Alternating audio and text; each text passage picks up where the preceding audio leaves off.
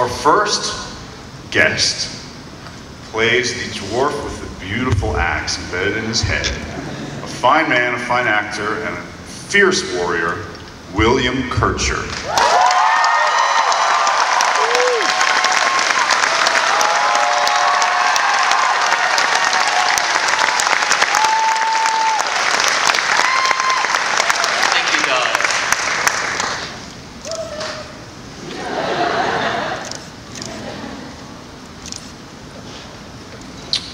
Next, we have the most fierce headbutting dwarf I've ever seen.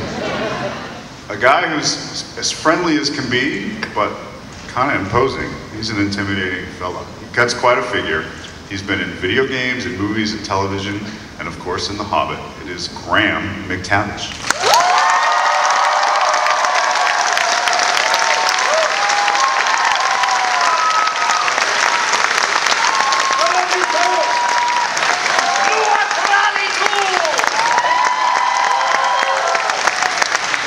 Very much. Yeah. After. That happens in the bar. Yeah. If there's trouble. Well, welcome, guys. Have you enjoyed DragonCon so far? Have you had fun? Yes. Yes. It's great. It's amazing. Oh my God. We're just, overwhelmed is putting it mildly. It's incredible. We love you guys. Yeah. You've been so welcoming to us. Yeah. You know, and we've come from the far reaches of the planet, and we love you guys. You know, you're just so welcoming, and it's been wonderful. I know! We are, but so are you. So, you know, it's back and forth. Love you right back. All right, guys, so we've talked a lot in the panels where we've been together so far this week about your characters, and I thought it would be fun, since we was only 2 instead of 3 or 4 of us, if we could just hear a little bit about your personal lives. So if it's a day off, you have a day of leisure, and you're not filming some blockbuster $1 million grossing movie, what do you guys do for fun? I think we'd love to know. What do I do for fun? Well, in terms of things that I enjoy, I like drawing. I'm quite a keen little sketcher, so I enjoy doing that. Books, I read books constantly. I've always got a book with me, so I tear through books.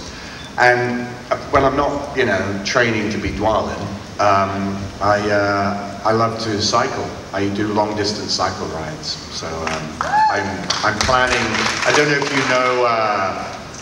There's a great cycle in Britain called Land's End to John O'Groats, which is the length of the country, and I'm hoping to do that late next year. So that's my plan next year. Yeah. You should all come. We could all do it together. That is so it's my turn. All right. Your turn. Oh, look, Larry, just before we came on, he asked me that question, and I thought, oh my gosh, But there's a couple of things. My wife and I have a band, and we're called the California Dreamers, which was... They're very good as well. I know. And what we do is we really enjoy, and yes, great seeing us. Yeah. We like to enjoy late 60s music, between about 65. It's fun, it's more of a show. Check us out on Facebook. But it's more that kind of whole hippie kind of thing. It's enjoying that whole Woodstock thing. So we do that. That's one thing I do in my spare time. We play lots of wineries and festivals. But the other thing is that I've, not too recently started to enjoy is I have a vehicle which is called a Land Rover Defender. Now, a Land Rover Defender, you never see them here, but they're a 4-wheel drive vehicle. Best 4x4 by far. And so every now and then I like to get in my Land Rover Defender and go out into rough country, or off the track, off the beaten track. Oh really? I didn't know that. Yeah, I know. It's fun. It's fun. It's funny actually. You never invited me.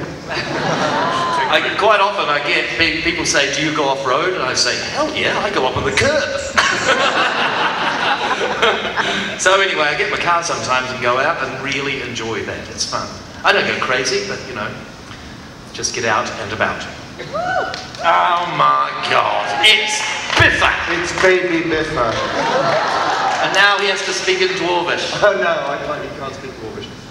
You tell them about this. Look, guys, look, one of the things that here, and Graham didn't bring his, but he's resting up. The presents you guys have given us are amazing. Not all of you right now here, you know, but some of you. Incredible. So this is Mini Biff. Hello. Lo akaradi too. I am Mini Biff. Is that? Oh yeah, look, yeah, he's got a whole And we got a look, we've got them all, here they are. Hello! Oh, no, so Biff doesn't talk like that, does he? No. Amanizu. There we go, so anyway, the gift of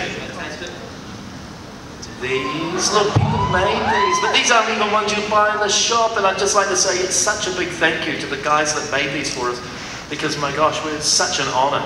You know, I was saying yesterday, being a Lego, a Lego toy is an honour, but just, you know, having people come up and give me this kind of stuff, incredible. Very beautiful. Oh, and there's more. There's heaps more. I just get the, back the truck up. So there you go, thank you to everybody for these. Very nice.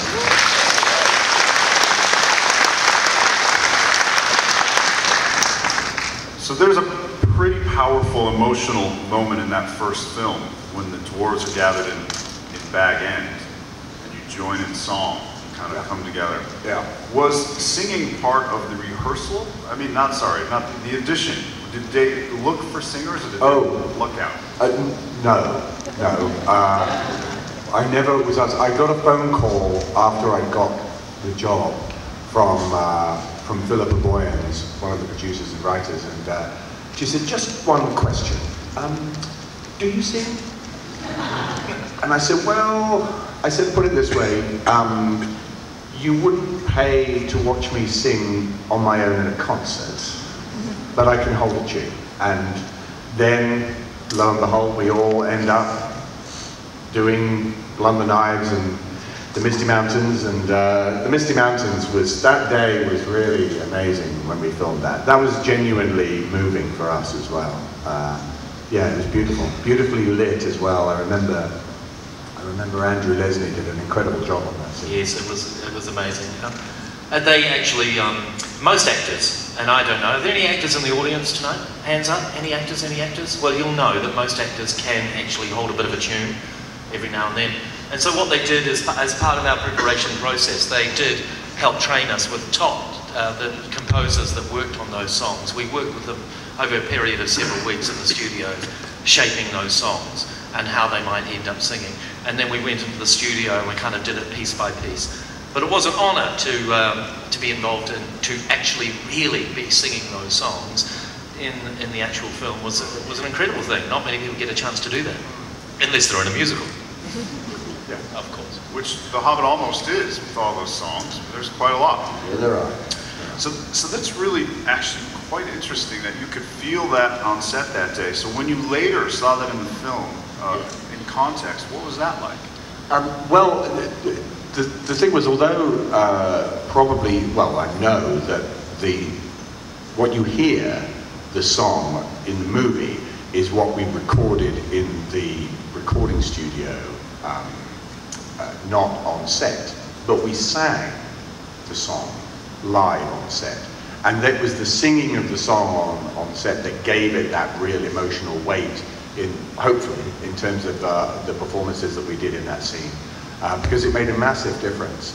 They had the playback, so they played the tune, and then we sang it. And we did it many times, but it was beautiful every single time. Woo! It really was. Thank you. My favorite! Oh, Wow! Thank you. Thank you very much. No, we're not going to sing. Hey, I might sing it at the 3 end. days of Dragon Con, you're not going to be singing now, I tell you that. If my singing coach is here, I'll give it a shot, but I don't know if she is, so we'll just wait and see if she turns up. So we asked what you guys personally do for leisure time. What about your characters when they're not on quests for dragons? What do those guys have do? leisure time. Are you kidding? Dwarven doesn't relax. Exactly. No, what do you think we do as dwarves when we're Yeah, just actually an interesting question, and one I hadn't actually thought about before. I think we often speculated as to what their home life was like. You know, were they married? I mean, Bomber has 14 children? Yeah, that's right. 14 children. So I think he took all the children of all of the rest of us. So none of the rest of us were able to have children. Have you seen dwarf women? They're gorgeous. I know. They're beautiful beards, long hair. They're lovely. Nothing wrong with them. What was that? I wonder why you found so much. We had a bunch of kids. Well, I can't hear you, sorry. I wonder why you put on a lot of weight. He had 14 kids. Yeah, right. That's right. He should be running. Right. Yeah. No, our home life. Yeah, I think, well, in terms of Dwarven, I think he's somebody that, I don't think he's very good at relaxing. I get that feeling. I think that he's always trying to do something and probably gets into a little bit of trouble when he hasn't got something useful to do. So, yeah, I get that feeling. But I don't know what Biffa does. Well, Biffa, the axe in Biffa's head is an organ, Yeah, so he's been through some serious crap a long time ago. We kind of actually did, because we all, you know, you like to invent a backstory for your character. So my personal backstory is that I'd gone through a situation where I had family members murdered in an orc raid, and that's where I got wounded. And that's my own, that's nothing to do with the book, that's nothing to do with anything, that is something that I carry with me in through the film, because that gives me a reason to have this. The other reason I have this is I'm looking for the orc that did it for me. But in my downtime, Biffa is probably just staring into space, wondering where the hell he is and who these people are. Good on. Yeah. Who are these people? Who are these people? I do not know these people. So, pretty safe to say, all of these folks would love to have been involved with The Hobbit if they could have been. However, it's a huge commitment to make a movie like this. These movies, in fact. Was there ever a hesitation before you took that and decided, yes, I'm going to do it? No. Hell no. Oh, look, that is an interesting question. There's something I want to talk about Peter Jackson, because was a bit of cynicism in the media about Peter Jackson taking on these films after the first director could not do them. Now, we were at a party right when we started with Peter, and I was sitting talking to him, and it suddenly occurred to me that he made a commitment that's 5 years out of his life. And if you make a commitment to something, at least, to 5 years out of your life, you've only got so many chunks of 5 years in your entire life to commit to something. Yeah. So for goodness sake, Peter Jackson is not going to commit to The Hobbit out of some kind of cynical business reason. He is a very, very artistic, creative person. He's going to commit to it because it's taking 5 years out of his life, and he's got to put aside all his other movies and all his other things for that 5 years. That's a huge commitment.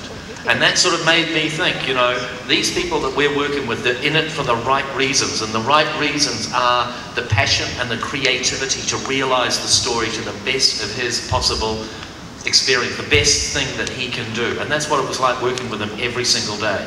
And that's what we worked. We worked so hard. And you work so hard because you're working for somebody that has that passion and that drive. No, I mean, one of the things that I was always aware of whenever I put on that costume and whenever I had the prosthetic applied, was that however that there may have been, you know, moments where you felt uncomfortable or hot or tired or whatever, but I always reminded myself how lucky I was to be in that position. And I took that very seriously, and I tried to bring that every day to the set. And Peter does the same, and William's right that Peter leads the way in terms of that. He takes his responsibility towards these stories very, very seriously. And we felt a great responsibility to the legacy of what he had created with Lord of the Rings. Absolutely. And behaved accordingly. And it was a privilege. And it was a very sad day when it finished. Yeah, very sad. Pretty much everything that's in it is drawn from the appendices that Tolkien himself wrote. So it wasn't just invented completely out of nothing. And I can tell you this now. I mean, having gone through filming them, and seen most of the second film, by the time that third film is over, you're going to want a fourth one. You are. You are. I mean, you're going to be. I watched the end of the second film last week when I was doing ADR, and it wasn't completely done, you know, in terms of CG or anything like that. But the end of that film, the hairs on the back of my neck went up. It was. What happened? Spoiler alert. It was incredible. So, and I do think, I mean, speaking personally, I enjoy the savoring of that experience. I really do. You know, it was the same when I watched Lord of the Rings myself. I loved knowing that when that film was over, there was still another one to look forward to. And, and I hope that that's how people will feel about these. Yeah. Look,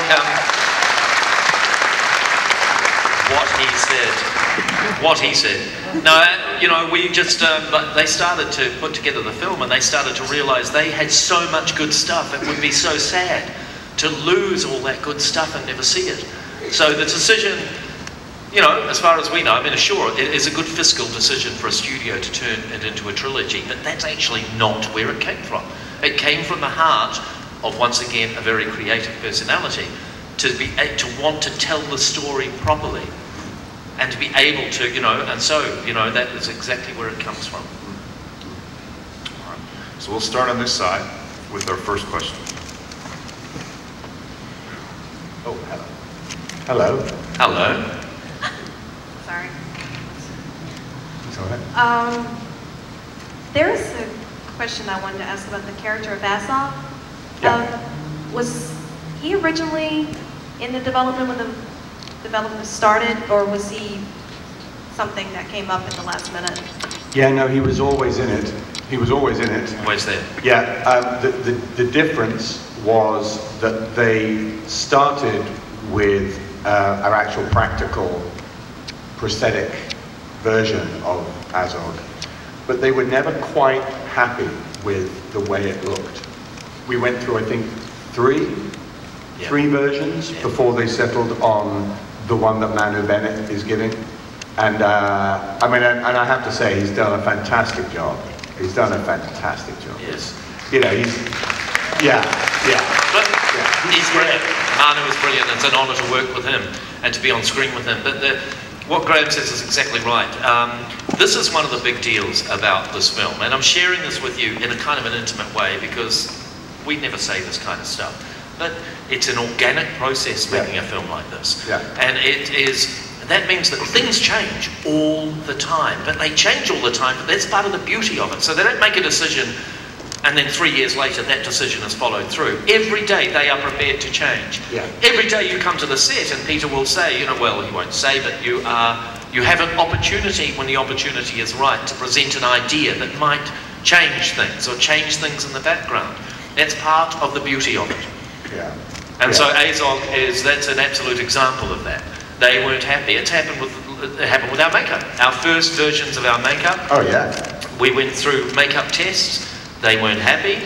We even shot some stuff, and then they actually wanted to start fixing up and changing the makeup. Yeah. But that went through the entire process, an organic, creative process of change, because that's what life is actually really like. Well, and I think they want to make each film as good as it possibly can be, and so Peter is not shy of making really quite tough, hard decisions, and decisions that will, you know, somebody could have been creating something over weeks and weeks, months and months of some fantastic idea that may have come out of Weta, and then on the day, Peter will just say, no, it's not working.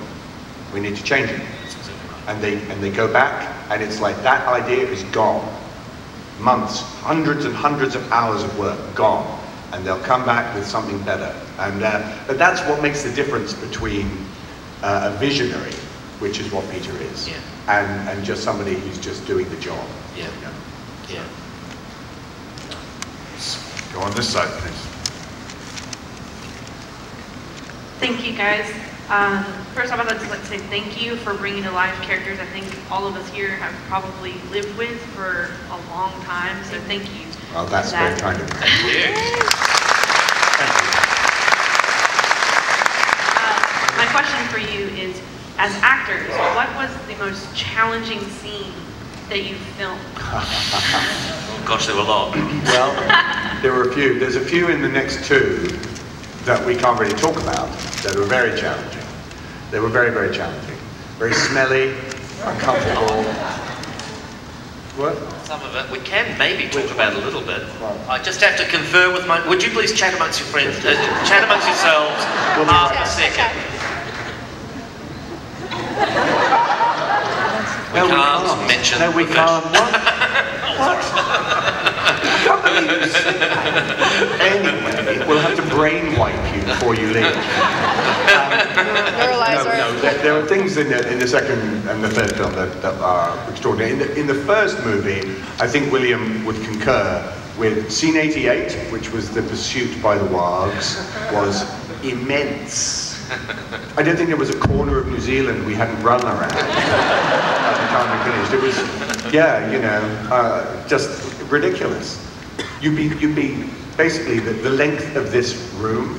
Absolutely. Peter would be sitting here, and he'd be on what we called the voice of God. And it would be like this, and he'd go, "Okay, if you could just get ready, and you're gonna need to really run. You know, like don't, you know, really move, like fast."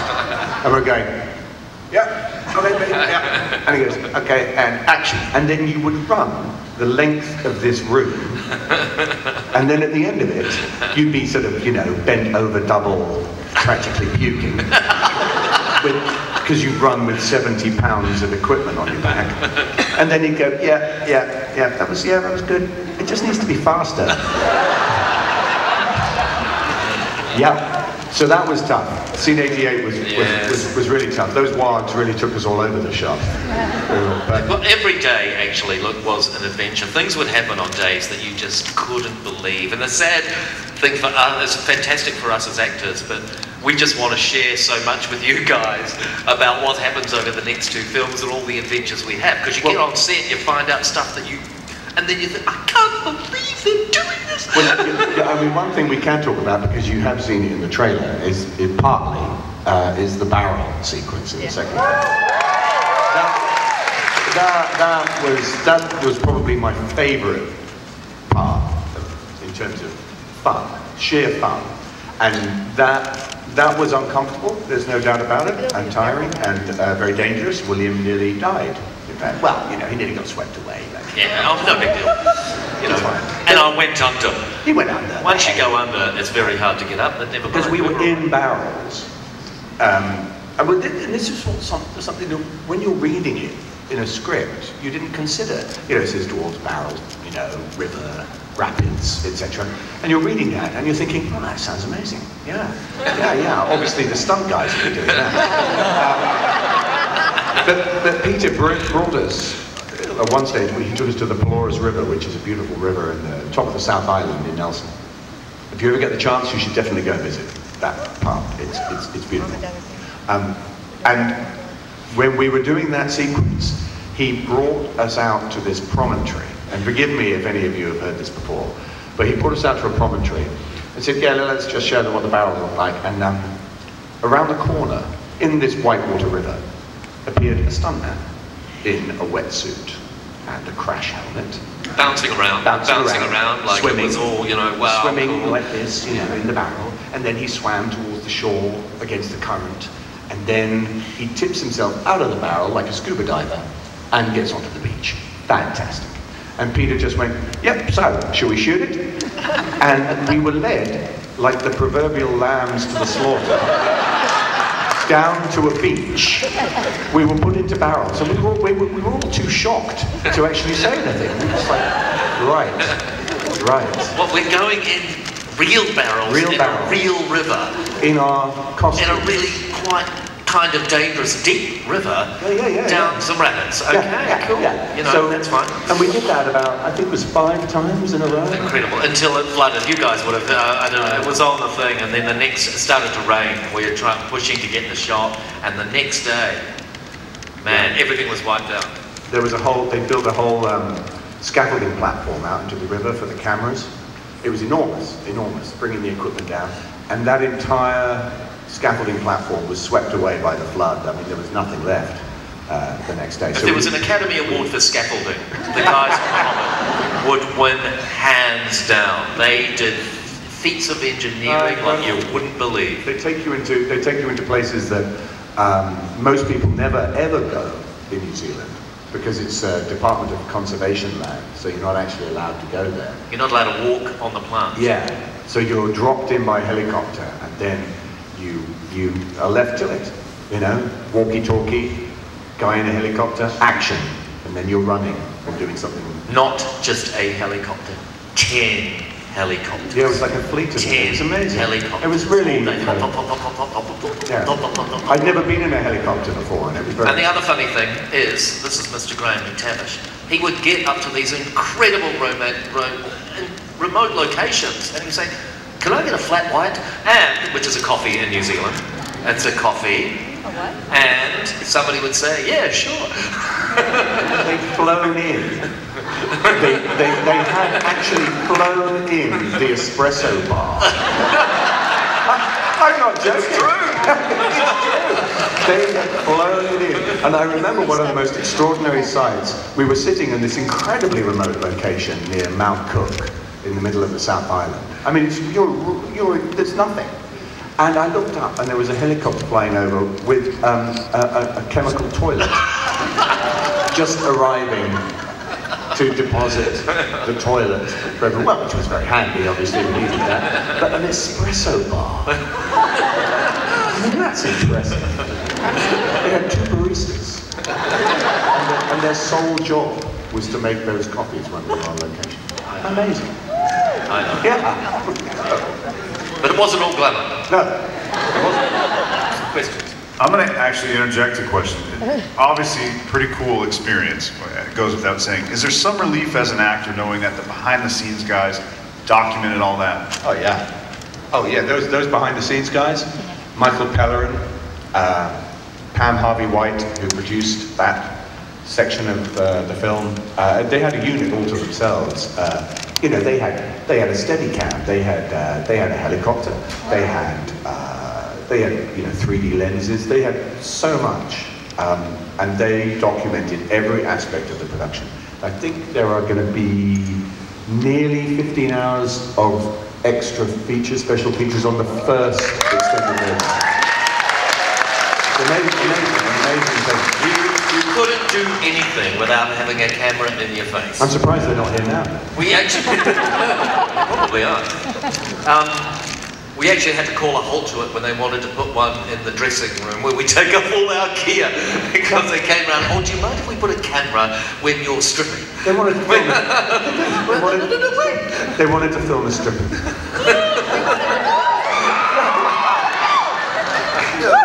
I mean, I just thought, and I said to them, really? Yeah. Anyway, yeah, they're amazing anyway. So audience, are we looking forward to the extended editions and the behind the scenes? Hey, I've got a question for the audience. What'd you think of the trailer? Because we saw it, they took us to see it at Camperdown, which is a cinema, or was it Park Road Post? At a cinema, and we got to see it in 3D in 48 frames. Only people in the world that got to see that, and we were wiped away. Everybody was like, wow, because already it seems like it's ramped it up a whole nother degree from the first film. You guys are going to love it. It is going to be insane. Next question on this side. Yes. Hello. Hello. I have a question. You've you spent several years as Bifur and Dwalin. Do you find yourselves now adapting to situations and acting like Bifur and Wallen at times. Like, Wow. do you prefer chocolate chip cookies or?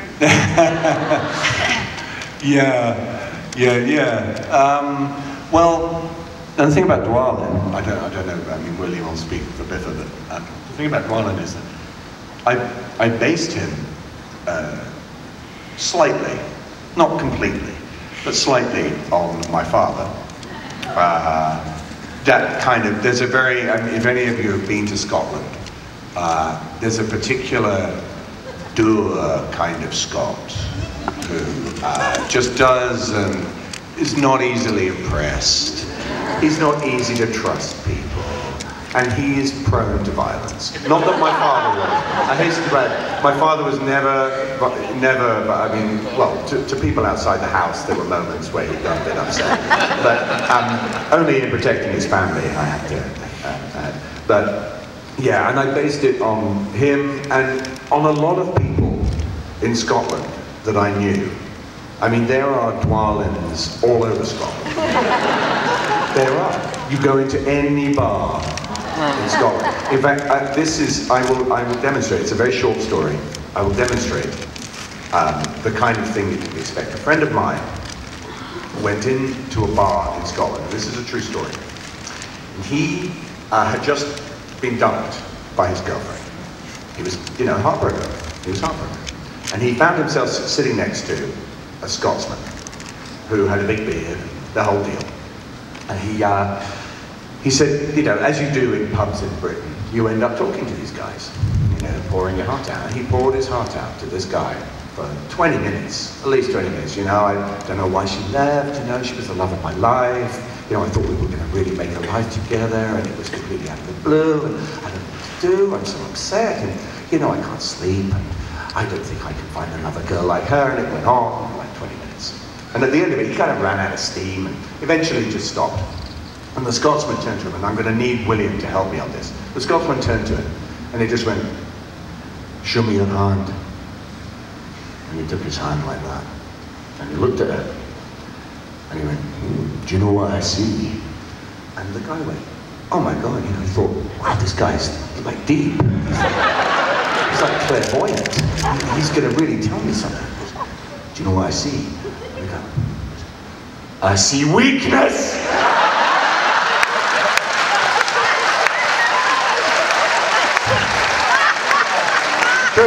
He went, "You're weak, man. Get a grip. Toughen up." And that's Dwarven.